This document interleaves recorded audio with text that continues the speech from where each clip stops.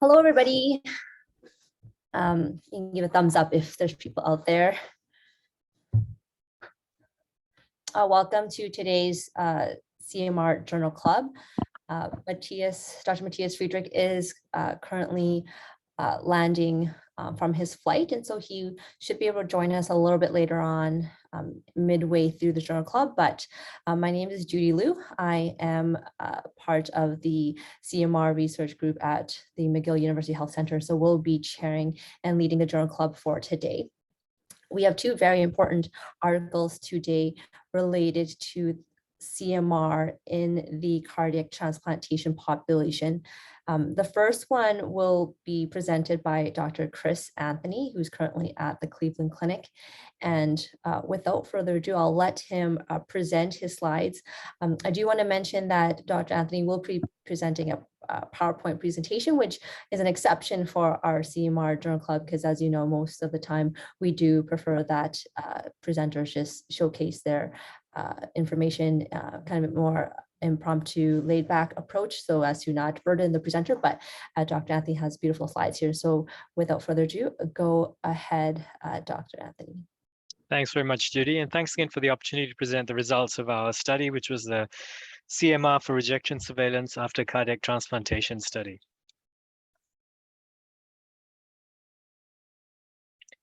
So cardiac transplantation is the therapy of choice for eligible patients with end-stage heart failure. Recipients enjoy excellent median survival. However, there's an early attrition in the first year of heart transplantation due to cardiac allograft rejection, graft failure, and infection.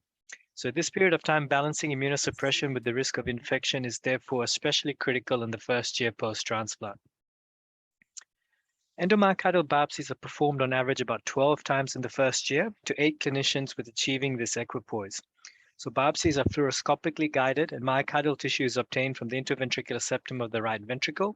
These tissue samples that are obtained, usually between 3 to 5 samples, are then analyzed by histopathologists for the presence of inflammatory cell infiltrate, edema, and myocyte damage. And based on the classification of all these parameters, they are then assigned a specific grade of severity, as you can see there at the bottom.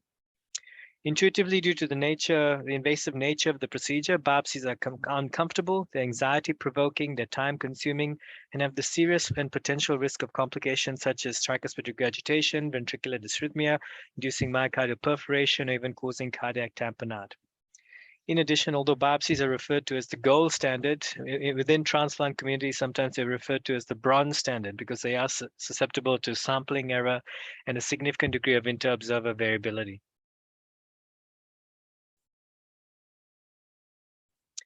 So tissue characterization sequences by CMR provided good diagnostic and prognostic data in both non-transplant and transplant settings. And for over a decade, we've had good data both locally in Australia and internationally that have demonstrated CMR-based tissue characterization techniques provide very good sensitivity and an inter-observer agreement and good specificity for the detection of clinically significant rejection. Importantly, these sequences no longer require the administration of contrast agents, and they exploit native tissue relaxation properties for the detection of acute rejection, which is useful in patients who often have cardiorenal syndrome and require immunosuppression agents, which are also nephrotoxic, and obviously peri-transplant may have renal dysfunction as well.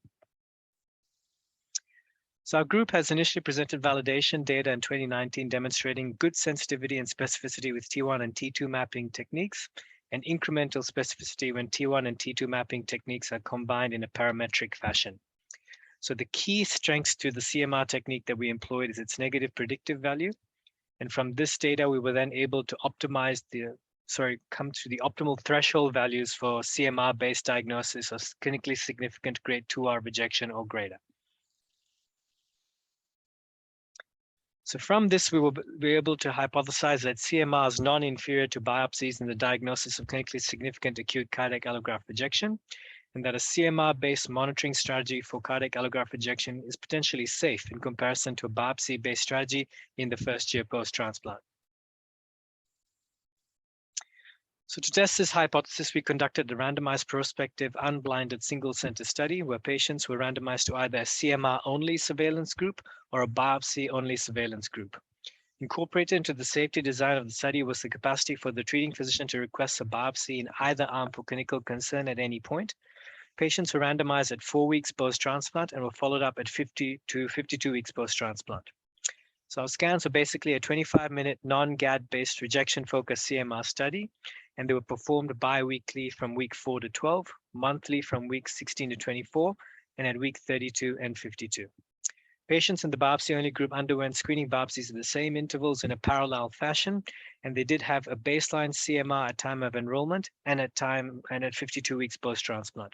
So all of our scans were performed on a 1.5T Philips scanner. So the inclusion criteria was stable adult cardiac transplant recipients at 4 weeks post-transplant, and we excluded patients who were hemodynamically unstable, had severe uncontrolled episodes of rejection, had active sepsis or significant renal failure requiring hemodialysis, or any of the other contraindications to CMR at time of recruitment. So in total, we screened 57 patients and 17 patients were excluded. So we had 40 patients in total that were randomized into 2 evenly distributed groups, a CMR-only group and a biopsy-only group. So the study was powered to demonstrate non-inferiority of CMR detecting significant grade 2R or greater rejection.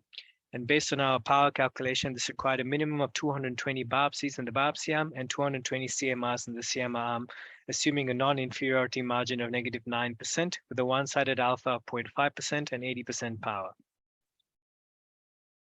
Our endpoints were immunosuppression exposure, infection, hospitalization, allograft function, and death, and obviously the degree of acute cardiac allograft rejection that was able to be detected. So at baseline, our groups were well matched and there was no statistical or clinically meaningful difference between the groups. The key finding of our study was that there was no significant difference in the number of patients affected by clinically significant rejection or the number of clinically significant rejection events between groups. 7 patients in the CMR group and 8 patients in the biopsy group experienced clinically significant rejection events, with 22 and 11 events respectively. There was no significant difference in the cumulative freedom from 2R rejection events or time to first event between the 2 groups. I now draw your attention to these mosaic plots that illustrate the distribution and severity of cellular rejection in our randomized study. The top panel, you'll see the biopsy results for each individual patient in the biopsy-only group across time on the x-axis and from most to least severe rejection on the y-axis. The purple squares represent 2R rejection, the dark blue squares represent 1R rejection, and the light blue squares represent grade 0 rejection. This is replicated for the CMR-only group in the bottom panel. As you can appreciate, the number of patients who experienced clinically significant rejection events was similar between the 2 groups, and this is illustrated by the horizontal cutoff line on the mosaic plot. For safety purposes, clinicians were able to cross-check the results of any CMR with a biopsy if deemed clinically necessary. This occurred in 11 occasions in the CMR group, which accounted for less than 5% of the patient cases. In terms of correlation, of the 11 times that we needed a comparative biopsy in the CMR group, 9 times out of 11 actually correlated with the biopsy grade of severity of rejection. In the remaining 2 occasions, it's depicted by the triangles here at the bottom, the severity of rejection was actually overcalled by CMR, which further reinforces the safety of CMR as it did not miss significant rejection in any of these situations.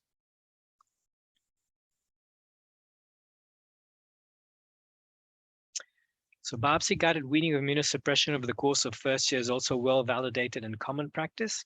In this slide, we demonstrate that CMR likewise allows safe weaning of immunosuppression of the first year, as evidenced by the fact that there was no significant difference in the total immunosuppression dose required between groups. So not only were we able to detect rejection and screen patients for rejection, we were able to wean immunosuppression based on CMR alone. So in terms of the other outcome parameters, we did find a greater number of infections at the patient and event level in the biopsy group, driven predominantly by viral CMV and non-CMV infections, but there were very few number of patients in essence with regards to event-related outcomes for infection and hospitalizations, but this was an interesting trend to actually observe. In addition, there was also more hospitalizations at a patient and event level in the biopsy groups, driven by the aforementioned infection events. And there were importantly 3 vascular access-related complications in the biopsy arm. In terms of our functional CMR parameter comparisons, so at baseline compared to 52 weeks, there was no statistically significant difference in terms of the actual functional parameters for LV function, T1 and T2 mapping, and also delta creatinine, which is another important marker to look at in terms of transplant patients. Of interest, there was a statistically significant but not clinically significant reduction in right ventricular function in the biopsy group. It'll be interesting to see what happens with the longer longitudinal follow-up period time with that, especially with RV function and tricuspid regurgitation, etc. But we did have a follow-up period of 52 weeks. Of greater interest was the fact that in terms of our cost analysis, we were able to demonstrate an 80% cost reduction in the CMR group, saving a general 16,000 Australian dollar cost saving per patient year observed. So in a program that does on average 40 transplants per year, this equates to a cost saving of almost $500,000 a year. And we did have several limitations to our study. Obviously, it was a single center. We did not perform any coronary imaging at 1 year to actually assess for CAV or coronary allograft vasculopathy. We did exclude patients with pacemakers and retained device leads, which can be a significant or a reasonable proportion rather of patients in the transplant cohort. So in summary, we found that a CMR-based surveillance strategy for allograft rejection in the first year is non-inferior to a biopsy-based surveillance strategy, is safe, provides additional functional and structural information on the allograft, is cost-effective, and importantly reduces the number of invasive biopsy procedures by up to 95%. Thank you very much. Thank you so much, Dr. Anthony. That was very well done and within the time limit as well.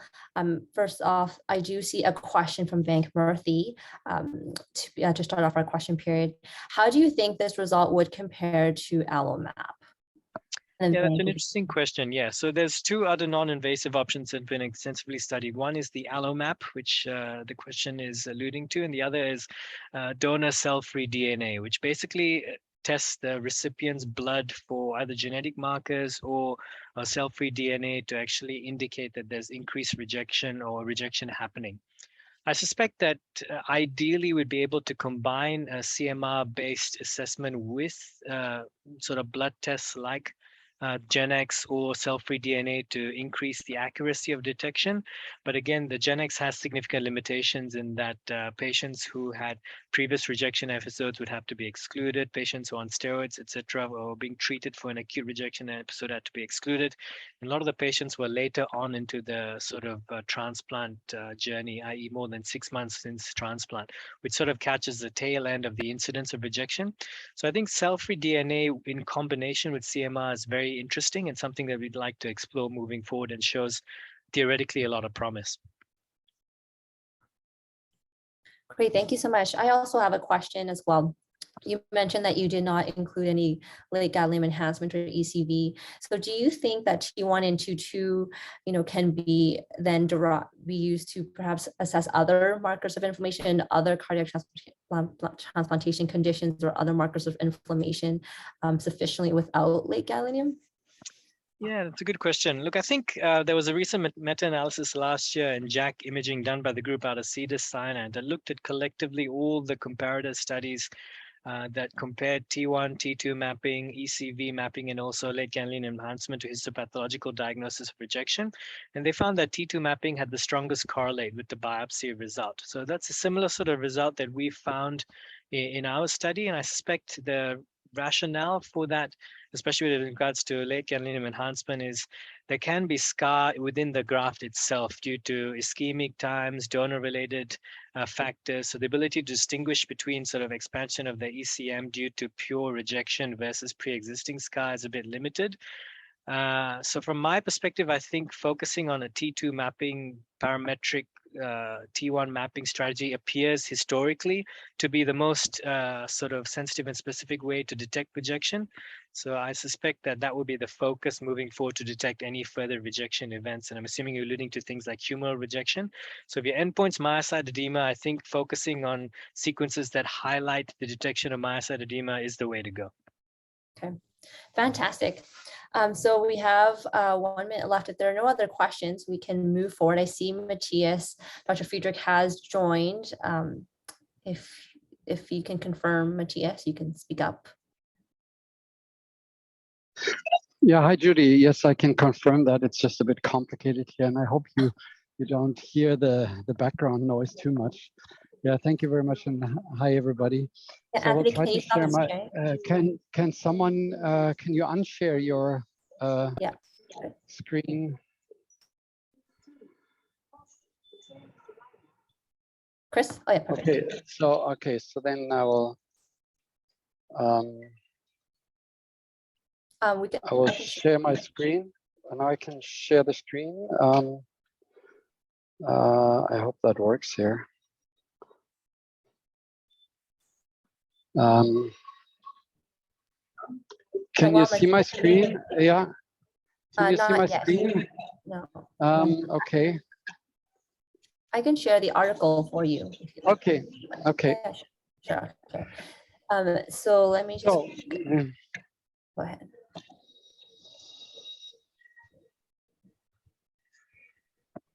Okay, thank you.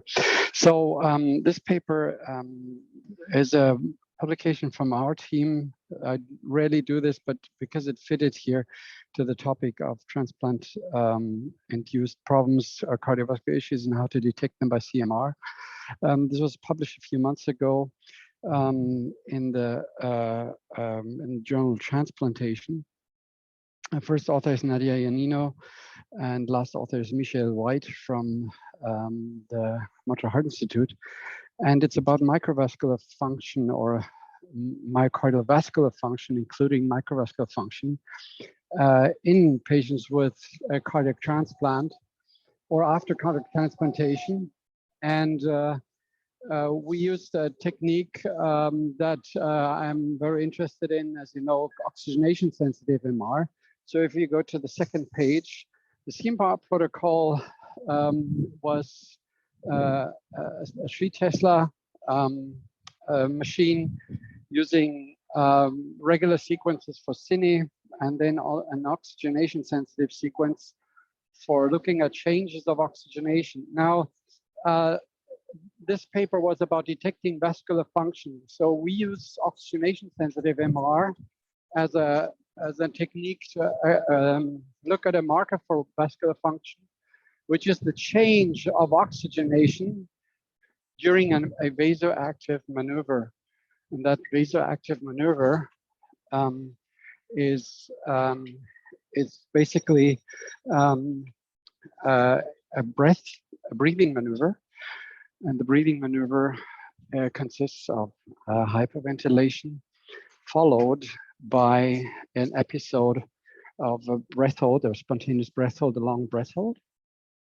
And this has been shown to be an effective vasoactive maneuver with hyperventilation leading to vasoconstriction and the breath hold leading to vasodilation. And both processes lead to a change of myocardial oxygenation, which then can be visualized by oxygenation-sensitive MR or T2 star or both sensitive sequences.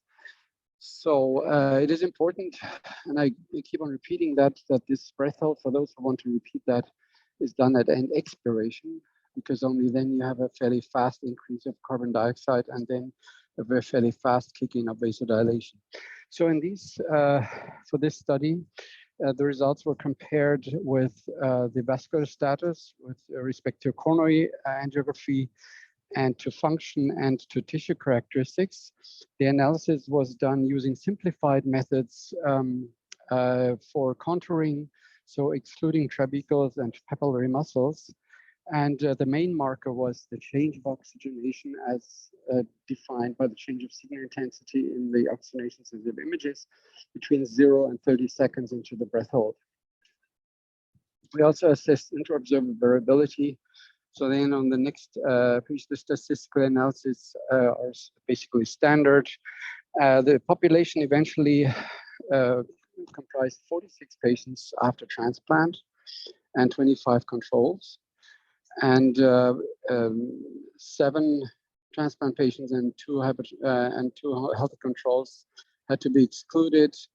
As you can see here, the mean time from the transplant was 7.6 years. 50% had coronary artery disease, graded 2 or 3, so moderate or severe, while 50% did not have coronary artery disease.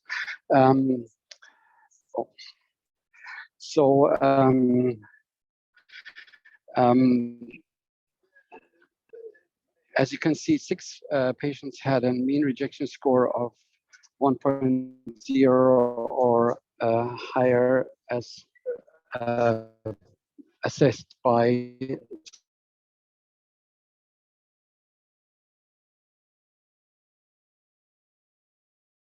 standard techniques.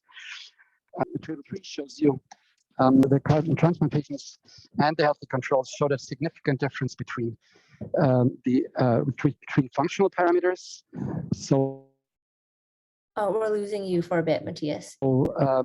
That's ejection fraction. So the functional parameters, they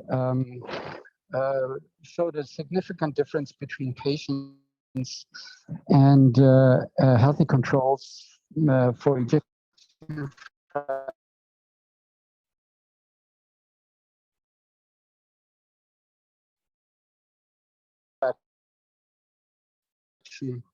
cardiac index, but also for volume and also stroke volume lower in the transplant patients. There's also different measurements. Now, if we look at the myocardial oxygenation response, that's below table 3, then in figure 1, you see that there was a difference. There was a blunted response in patients after transplant in general. When this was basically looked at in further detail, one could see that this was especially in moderate to severe coronary artery disease, so CAV 2 and 3, where the response was not just blunted, but was actually negative in terms of a global decrease of oxygenation during the breath hold. So in figure 2, this is shown in a graphic way what happens over time. So from the initiation of the breath hold at 0, over the time, you can see that compared with healthy controls here in green, which they showed a pretty normal response, as was also published before in other papers. Whereas the patients with transplant, you see, had a blunted response of less than 5%. That's in the graph A. In B, you can see that compared with participants or patients without coronary artery disease, that's the light blue, there was no difference in mild coronary artery disease, but there was a stark difference when compared with moderate or severe coronary artery disease, as you can see, where there was a net decrease of the signal. And graph C shows that the ECV did not have a strong, but yet still statistically significant impact on the results of the oxygenation-sensitive images, with those with a normal or an ECV of less than 26%. They're pretty much all normal except for above 28 or 27.9%. But there was a difference when we dichotomized them between those with a lower ECV when compared to a higher one. Then in figure 3, you see some examples. There are healthy controls, normal responders, a normal responder, a patient with global abnormality, a patient with regional abnormality, and another patient with a regional abnormality. And you can look up in the blue-green, the second to left column, there's the oxygenation-sensitive imaging, where you can see the green indicates a normal response, and the blue indicates an reduced or with a reduction of a signal. Tables 4 and 5, maybe they just show the confounders, or actually the correlations of the oxygenation-sensitive findings with other markers, and it can be seen that the volume, especially the end diastolic volume index, and the stroke volume index, so both volumetric and functional markers, were associated with the oxygenation-sensitive MR. But also interestingly, extracellular volume, while native T1 was not. So, in conclusion, this paper in a relatively moderate or modest sample size shows that when using oxygenation-sensitive MR as a marker for vascular function, there is a reduced cardiovascular function in patients with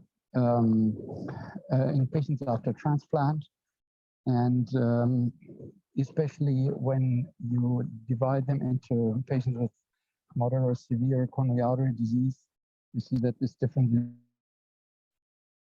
is especially pronounced in patients with more severe coronary artery disease. So it's very likely linked to the overall the vasculopathy of patients after transplant. And another important, I think, conclusion from this paper is that oxygenation-sensitive MR can be performed in these people to assist vascular function. Although validation was not performed in this study, but was performed in other studies, especially in animals, comparing them to other markers of vascular function.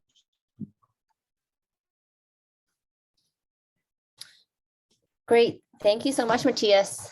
You had cut out a little bit there, but I think the rest of the audience did get the major points So of the paper. this paper showed population.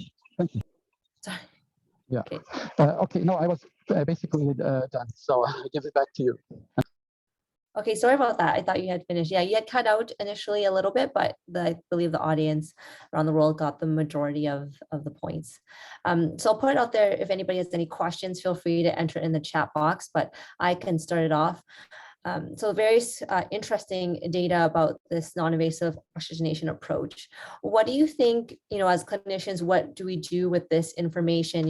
If they do have a blunted, coronary vascular response, but everything else looks relatively normal, like how do you think we should treat them, these patients, especially if the mean age of the mean period of time after transplant is 7 years out? Like, should we do anything differently, or should we be more aggressively managing the risk factors? What do you think we should be doing? I think the interesting, I hope you can hear me well. I think the interesting aspect is in patients with symptoms, you could then verify whether these symptoms are due to a more inflammatory or more vascular dysfunction etiology. And I think that's one important interesting angle. And then, of course, it would be interesting in research studies to see what is the spontaneous course or the evolution of disease after transplantation. So those are two aspects. Okay, thank you. You are cutting out. Anthony, do you have a question? Yeah. Chris Anthony. Oh, Chris, yes. I think that's a very interesting study, and it's great to highlight. Again, I raise your concerns in terms of the duration post-transplant. If the mean is 7 years post-transplant, there's a lot of remodeling that can occur even within the arteries itself. And I guess in terms of CAV, we sort of look for that. I guess we screen for it at 12 months and subsequently at sort of 3 and 5 year intervals. So it'd be interesting to see if we actually can detect the difference much sooner in the patient journey post-transplant, which may be more clinically impactful, as you were alluding to. I think that's a very good point, and that's what I think should be done next. That you assess the early stages or the early time, the early periods after the transplantation. See, like some patients develop fairly rapidly vascular dysfunction, and of course it will be important to detect that as early as possible. Yeah, I agree. Yeah, that's right. And a lot of patients are put prophylactically on statins, etc. And if they've got significant CAF, they're put on proliferation signal inhibitors to try and mitigate the atherosclerotic development, which is sort of slightly different to normal atherosclerosis. This is more of an immune-mediated process.